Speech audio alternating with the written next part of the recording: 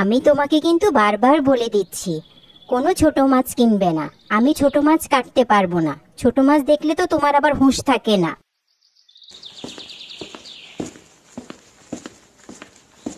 আরে মা, তুমি এখানে?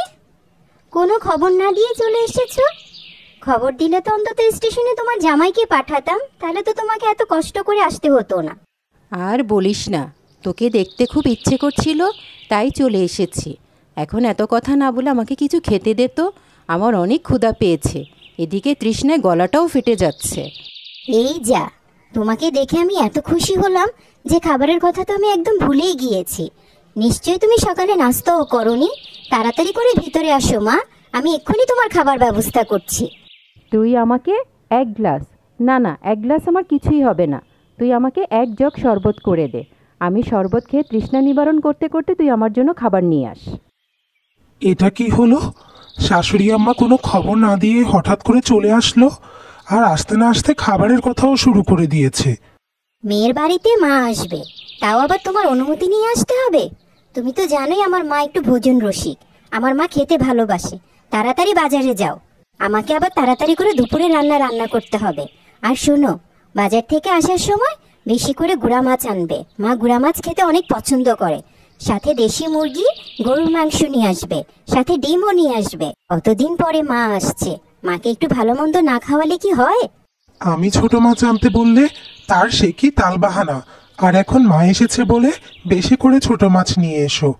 ইস, এবার যা টাকা জমিয়েছিলাম সব বোধহয় শাশুড়ির জন্য বাজার করতে করতেই চলে যাবে। আমার সব টাকা তো খেয়ে দিয়ে যাবে, কিন্তু এ কয়দিন আমি ঠিকমতো ভাত পাবো কিনা সেটাই সন্দেহ। যেই পেটুক শাশুড়ি আমার, সারাদিন শুধু খাই খাই।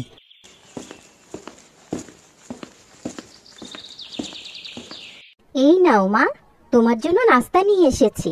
তোমার মনে হয় অনেক ক্ষুধা পেয়েছে, তাড়াতাড়ি খেয়ে নাও মা। এই এতটুকু নাস্তা তুই কার জন্য নিয়ে এসেছিস? এই নাস্তা তো আমার পেটের এক কোণেও যাবে না। সকালবেলায় যদি অন্তত 20-30টা রুটি না খাওয়া হয় তাহলে কি আর হয়?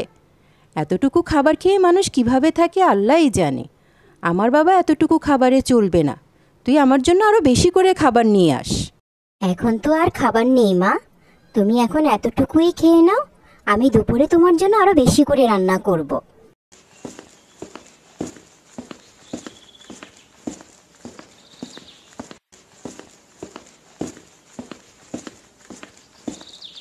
বউ, বউ, তাড়াতাড়ি এদিকে এসো। আমি বাজার নিয়ে এসেছি, আর তাড়াতাড়ি আমাকে এক গ্লাস শরবত দাও, যা গরম পড়েছে।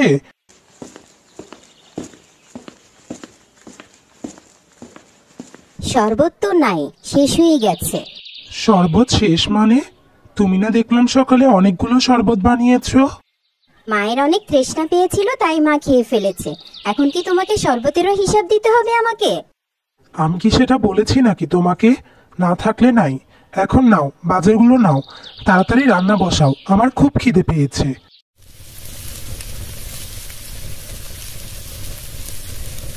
এই নাও মা, খেয়ে নাও।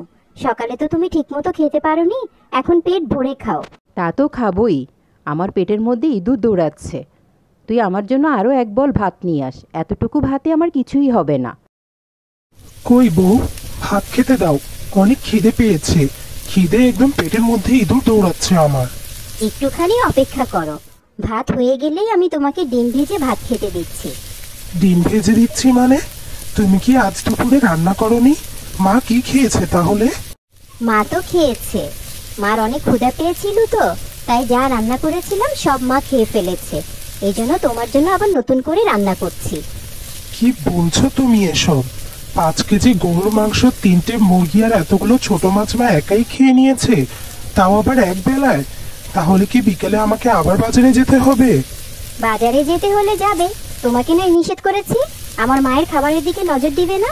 আমার মা কি সারা বছর এসে তোমার এখানে খায়? হয়েছে হয়েছে, এখন আর তোমার সাথে ঝগড়া করতে ভালো লাগছে না। তোমার মা বছরে একবার এসেই আমার সারা বছরের পুঁজি খেয়ে চলে যায়, আর সারা বছর খাওয়ালে তো আমার জায়গা সম্পত্তি সব বিক্রি করেও কুল পেতাম না। এখন দাও, তাড়াতাড়ি ডিমটা ভেজে খেতে দাও, খেয়ে গিয়ে বাজার করে নিয়ে আসি। রহিম ভাই, আমাকে গোটা 10 তাজা বড় বড় মাছ দাও তো। কি রে, সকালে না তুই অনেকগুলো মাছ নিয়ে গেছিস, এখন আবার মাছ নিতে এসেছিস? বাড়িতে বুঝি অনেক মেহমান এসেছে? উফ রহিম ভাই, তোমাকে মাছ দিতে বলেছি, মাছ দাও। তুমি এত কথা জিজ্ঞেস করছো কেন?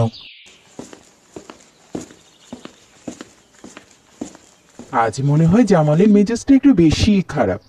সকালেও যখন মাছ নিতে এসেছে তখনও দেখছি মেজাজ খিটখিটে। যা বাবা, যার সমস্যা সে বুঝবে, আমার কি। কিরে জামাল, এতবার বাজার করছিস? তোর শাশুড়ি মনে হয় আবার এসেছে, তাই না? কর কর, শাশুড়ি হলো পরম কুটুম, তার জন্য বেশি করে করতে হয়। আরে কামাল ভাই, তোমার শাশুড়ির মতো শাশুড়ি পেলে তো হয়েছিলই। আমার শাশুড়ি যা পেটুক, বছরে একবার এসেই আমার সারা বছরের পুঁজি খেয়ে চলে যায়। তুই চাইলে তোকে আমি একটা বুদ্ধি দিতে পারি। আমার বুদ্ধি মতো কাজ কর, দেখবি তোর সমস্যার সমাধান হয়ে যাবে। কামাল ভাইয়ের কথা মতো তো খাবারে জামাল গোটা মিশিয়ে দিলাম, এবার দেখা যাক কি হয়। এরপর সেদিন রাতে খাবার খাওয়ার পর থেকেই মায়ের পেটে অশান্তি শুরু হয়ে গেল। কাল রাতে খাবারের পর থেকে যে পেট খারাপ হয়েছে, এখনও সারছে না। পেটের যন্ত্রণায় আর ভালো লাগছে না। আমি বাবা এখানে আর থাকবো না, আমি আজ এক্ষুনি চলে যাব।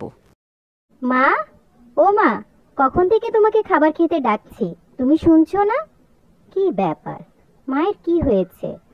আজকে এতবার খাবার খেতে ডাকছি, মা খেতেই আসছে না। কি ব্যাপার মা, কখন খাবার দিয়ে গেলাম, কই তুমি তো কিছুই খাচ্ছ না? কি হয়েছে তোমার? তোমার কি শরীর ভালো লাগছে না? না রে মা, কাল রাত থেকে আমার পেটের যন্ত্রণায় ভালো লাগছে না। তুই খাবারগুলো নিয়ে যা, আমি এখন কিছুই খাবো না। আসলে আমারই ভুল হয়েছে, এভাবে খাওয়াটা আমার ঠিক হয়নি।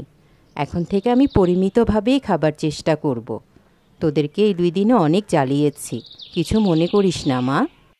এভাবে চলে যেও না মা, তোমার জামাই ডাক্তার নিয়ে আসুক, তুমি 2টা দিন থেকে সুস্থ হয়ে তারপর বাড়ি ফিরে যাও। না রে মা, জামাইকে আর কষ্ট দিতে রাজি না।